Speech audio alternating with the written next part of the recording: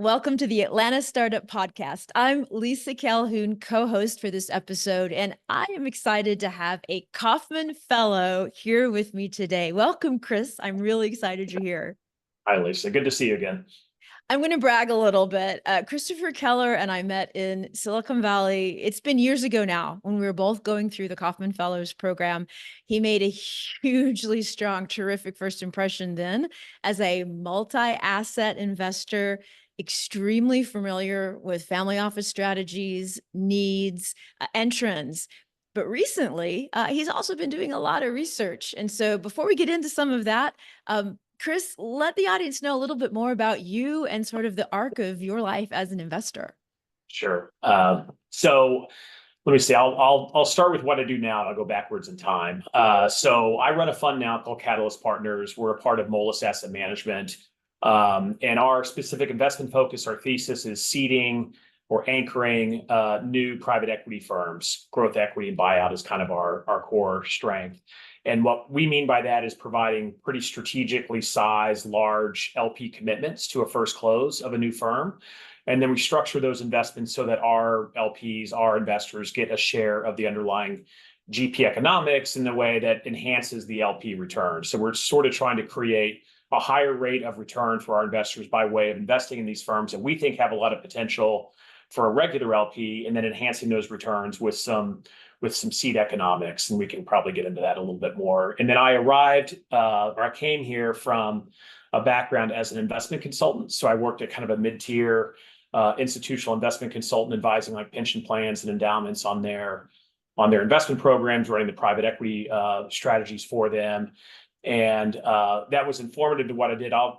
Partly because of the scale at which we invested and kind of seeing kind of the breadth of the market and identifying areas of the market that we found compelling. The sort of the specific touch point to what I do now is we actually didn't have a first-time fund or a seeding thesis there.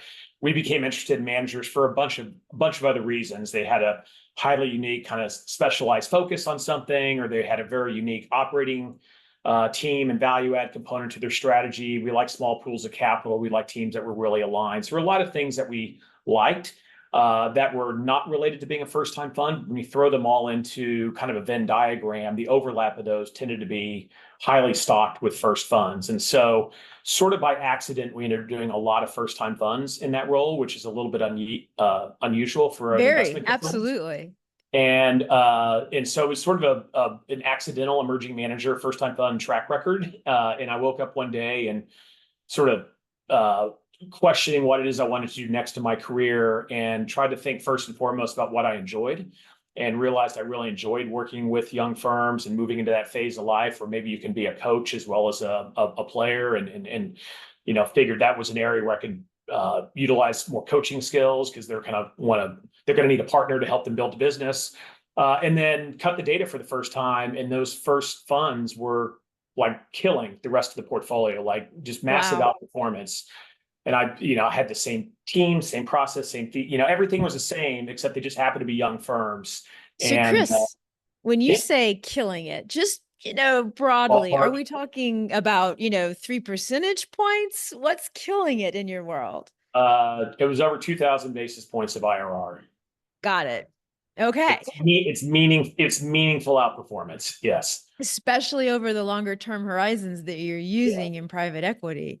Yeah. So that was kind of the eye-opening moment of like something you love doing, and you think, and then hopefully that matches something you might be kind of good at. So that was kind of that side of it. And then, clients were reluctant or continue to have some degree of concern with first funds. We had to always kind of prove it. It was almost like the bar was higher in some way. And so that kind of, to me, was a proxy for the market, and an observation that these first funds are challenged. And that's what led me to do what I'm doing now, to bring, sizable early capital to help firms get into business and try to help them grow and be successful. Well, that data set on emerging managers really caught my eye, because while everyone says, all of the big guys and all the consultants, as we both know, they say they have an emerging manager program, and to some extent they do. But it's more of an introduction to emerging manager program, and it's not actually investing in first time funds and often not even second time funds.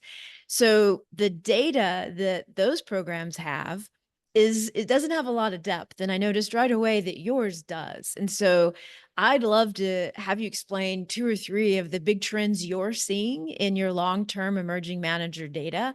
Aside from results, that's the key. That's the key. Sure. But what are some of the drivers? What are some of the stronger correlations that are really standing out to you?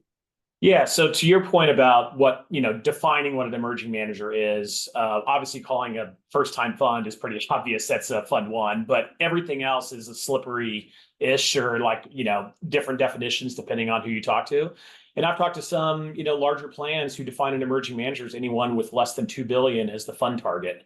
I That's have a to. pretty big range. And so, obviously that has, some people have different motivations as well, and it maybe is a diverse mandate or something along those lines. So the way we have defined the way we focus on it is exclusively fund ones, and we don't have an explicit diversity initiative within our strategy. But what's interesting is of the 7 deals we've done, 3 are diverse, and so I think when you focus on this end of the market, by definition, you're gonna sample from more diverse teams. That's just kind of shows That's up. very population average. It sounds like you're seeing the population of people that way in the Yeah, I think US. that's a great way to say it too.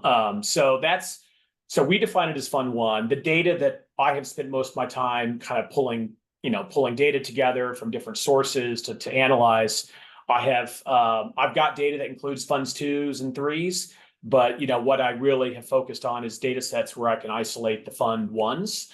And I think it's pretty compelling. So we've collected from 6 different sources at this point. I think don't quote me on this, but I think there's 50,000 funds that are measured in those 6 sources. So it's a lot Wow. of data going over 20 odd years. And what I think is really interesting is cutting the data a couple different ways, which was I'm not a baseball fanatic, but I like using sports as a metaphor for investing. And there's 2 different ways you can measure the effectiveness of a batter in baseball, which is their batting average. How often do they actually get a hit relative to their at bats? And then there's also the slugging percentage, like how often do they hit home runs, triples, doubles, things of that nature. And what's really interesting is the emerging managers, the frequency of the outperformance relative to the market is like 81% of all vintage years. So if you just go back and look at vintage years, first time funds have outperformed the broader market 81% of the time. And so Wow. that's That's sort of like compelling. a batting average concept. And then what's really interesting is when they outperform the slugging percentage, they can meaningfully outperform. So similar to the track record or the experience I had at Summit, if you just look at top quartile versus top quartile, the first time funds outperform first quartile established firms by 500 to 600 basis points. And obviously that cuts off all the stuff that happens above top quartile, like everything that gets into the top decile. And so if you average the top quartile of first funds versus the average of the top quartile for more established firms, it's more like 1,500 basis points. So it's just meaningful outperformance if you add in some manager selection to the kind of general focus on this part of the market. So I think that's really compelling. A lot of people think there's more risk in first funds. There is some more dispersion in the outcomes. But at every quartile, the first funds outperform the market. The only quartile in which they underperform is the bottom quartile, and not by meaningful amounts.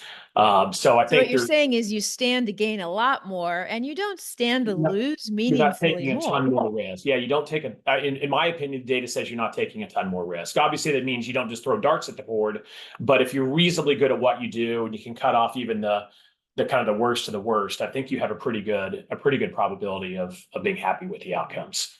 That's surprising information for a lot of investors today who tend to feel that they're going to be, there's this thought, and we've, seen it in many of the articles. The concept is a retreat to quality. And I Mm-hmm. think in a lot of private markets, investors are thinking, you know what, I'm going to go up market into larger funds, fund 17, fund 15, and Yeah. feel safe. And your data is saying something very different. Yeah, and I think I didn't come prepared to talk about this, but another research piece that I don't think I shared in the the Kauffman WhatsApp you mentioned earlier, is this applies more to kind of buyout and growth equity managers than it does to venture capital. But there's a lot of research from academics and others that shows that there's not a lot of persistence in private equity, and persistence is measuring the ability of a manager that outperformed in one fund series, to continue that performance in the next fund series.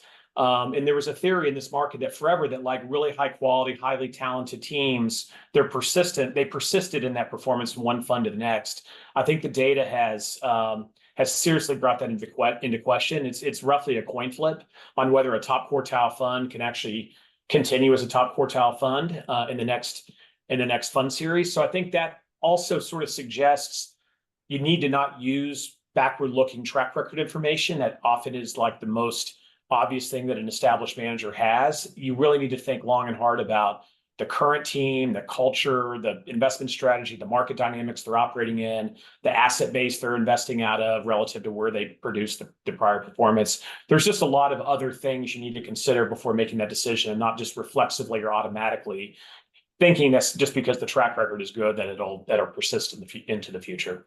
I definitely want to bring up some of the market dynamics we are all facing these days as investors. But before we get into that, I don't want to leave the topic of some of your own research.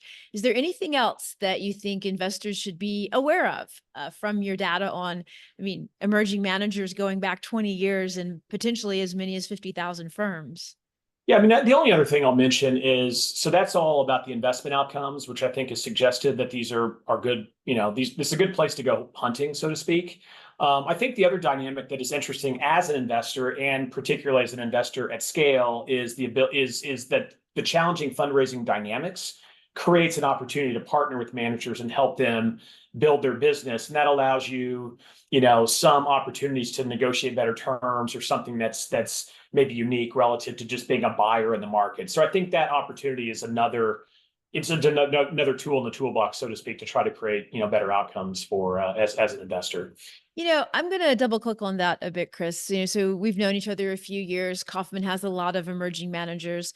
Valor is a firm currently, we're just under 50 million AUM. And I will say that a lot of LPs, that even inbound LPs, say when they find out the size of the firm, which is of course quite small, they immediately begin to feel that it will be difficult in some way to engage with us. And I'm sure that's true, because we don't have a team of IR professionals. Just for example, you work with the managing partner, hello. And yes, there's a lot of hats. What have you learned about interfacing with first-time funds that you could perhaps advise other investors about? Hey, don't worry about this.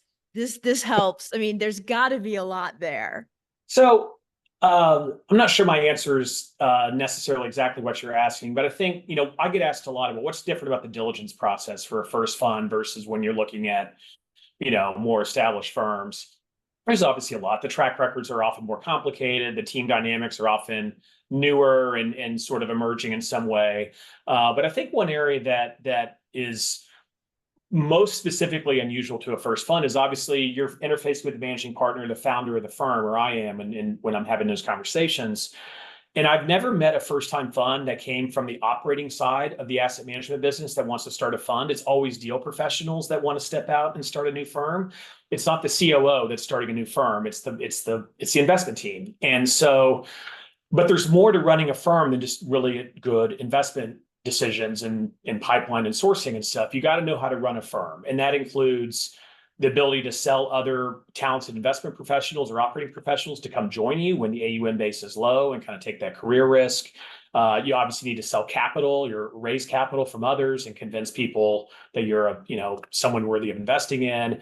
Obviously, you got to build a brand and other things. And you got to recruit and train and have an eye towards back office, legal and compliance and accounting and finance and fund administration. All these things are often not what motivates most people. That's not exactly why they got in the business. And so there's no formula to this, but when I'm interviewing folks for potential investment, that's a module in the interview process, which is trying to get comfortable that these people are not solely they're not just deal junkies or deal No, professionals, that but makes they sense. have, So not deal junkie is actually really important because that particular personality type, while incredibly important in a firm and in my firm, they don't do the cleanup of the yeah, portfolio analytics, shall we say. Yeah, yeah. absolutely. Or just legal and compliance. I hate legal and compliance too, but like it's part of the job. And It so is. like you have to have a commitment to it and not just a begrudging commitment, but a desire to build an enduring firm. And that means getting all these elements right. And so that is I think the most important thing that I think differentiates talking to a founder or an emerging firm manager, fund manager, than relative to, the broader market. So what I'm hearing you say is that you don't invest in the deal junkie archetype alone. You're investing in the firm builder. And of course, they have to show you their deal chops, but there's a Yeah. firm builder archetype that you've gotten used to knowing. Yeah, I think good deals, good track record is sort of the foundation. It's a necessary but not sufficient condition. Like you have to have it, otherwise we're not having the conversation. But you have to have all these other things fall into place too. And that's culture and team, that's fundraising capacity, it's back office, it's all those things. So like you take anyone away and the whole story kind of, becomes more challenging. So I'm going to ask you a question about your own strategy, and please feel free to just say, pass. We really can't get into that. But you did mention that with first time funds, there's an opportunity sometimes for additional GP, or you didn't mention it, but maybe even management company economics. I wonder if you could speak a little bit more about that and some of your insights there about how that improves returns for you as an investor. Yeah, I mean, we start with the LP returns just like anybody else would. So anything we do in addition to that, by definition, obviously increases the kind of return potential of the fund. I think importantly, without getting into like the specific details of kind of what we do, I think philosophically it's important to differentiate what we do versus like other people who might kind of traffic in our into the market. And there's people who will invest early and maybe negotiate down the fees pretty heavily or the carry or something else and really focus on creating a better gross to net spread for themselves. And that's fine. I have no issues with that in the right circumstances. I think there's others who will take an equity piece of the business, like take an actual piece of the management company as you refer to. Look, I'm not going to there's nothing wrong with that necessarily, but we have preferred not to do that because what we think at the end of the day is most important is creating the right structure that works for really talented teams, and they look at us as an accelerant to their business, not as like a desperate, we don't want to attract someone desperate that, is not in the business without our capital. And so, and one of the ways to do that is, I think, finding founders, finding teams that really believe in the upside of their business, and leaving that upside, that kind of terminal value of the business for them. And I think that's really important for making sure that we're attracting really talented people to our type of capital. And the last piece about that is creating a structure that works for us and our investors, and what we sold investors works for the manager and helping them kind of build hopefully a successful franchise. But the way that franchise is built is by attracting other limited partners to the capital, to the cap table. And if you create a structure that feels misaligned or makes other LPs feel like there's an extra cook in the kitchen, so to speak, that's kind of taking too much of the share, you're sort of running in circles and you're kind of cutting your nose off You just put by real yourself. handcuffs. If you're Yeah, if you're backing a firm builder, then that firm builder is not going to want to open the management company because that's part of the tool set they're using to attract top talent as well yeah. as And their own talent, that's the other long-term part. perspective. Yeah. But these things are sustainable because you can attract talent, and if the economics are too heavily going away, it really becomes challenging to attract the talent. So we've done it without equity. It's not permanent, but it enhances the return for our limited partners, which we think is kind of a win-win-win type scenario for everybody. Super interesting. I also, you and I both speak with LPs almost on a daily basis. I know you've been on the road a lot recently. You were mentioning back on the road next week. So, thank you again for this time. I'm curious about what you're hearing, current reality here as we're, just mid-year. This conversation is in July 2024. How are LPs feeling about emerging managers across the asset classes you're working in, and to the extent you're hearing the conversations around Yeah. venture capital as well? Yeah, yeah. So I'll take that in. There's almost two conversations there: the venture versus just broadly speaking, emerging managers. I think the emerging, obviously, it's been a tough few years for emerging managers, starting with COVID and then lingering the years afterwards. We don't have to get into the reasons behind that, but it's real. It's been challenging for folks. But I think what I feel like, and maybe this is more of a hopeful view than it is an actual like data driven view, but it feels like the conversations are turning. I think there's a lot of limited partners who are starting to see some of the established firms that they've got relationships with have either grown the AUM to an uncomfortable point, or they've come back to market too quickly, or in some cases, maybe returns have started to kind of decay here and there, and they're starting to look for new things, or they're just realizing that like having a diversified portfolio means not just by sector or by strategy or by geography, but also means life cycle of the underlying firm. And Agree. I'm seeing more people begin to think about, I own, a bunch of firms that are in the, two to whatever range, billion in assets. And I want to start finding some stuff kind of back down market, and they're creating space in their portfolios for that, or they're at least they're taking meetings, they're thinking about it, which is usually a good sign that their portfolio construction is going to change in the future. I think the one thing that's still hanging that up from really becoming a reality is obviously distributions have been quite light for folks. And so I think as the distribution logjam begins to unlock, I think we're going to see a kind of a rotation in the market over the next couple of years. Now, venture is different in a bunch of ways. Obviously, venture lives on these kind of super cycles that we've now been through, probably three of them at least in my career, where Right. there's super hype. It gets overinflated, and then there's this like valley of despair and depression, and people question the asset class and really ratchet back their exposure.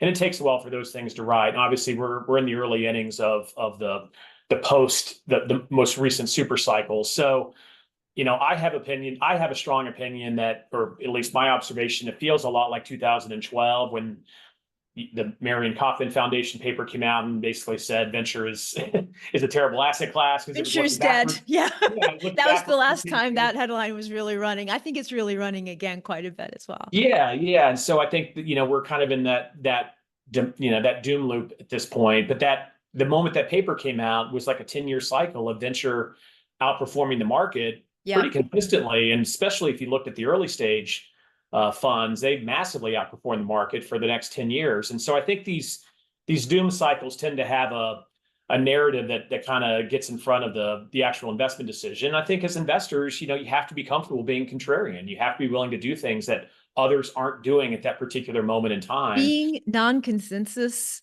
never gets comfortable. I It's think, never comfortable. never. Yeah, Exactly. by definition, it's not comfortable.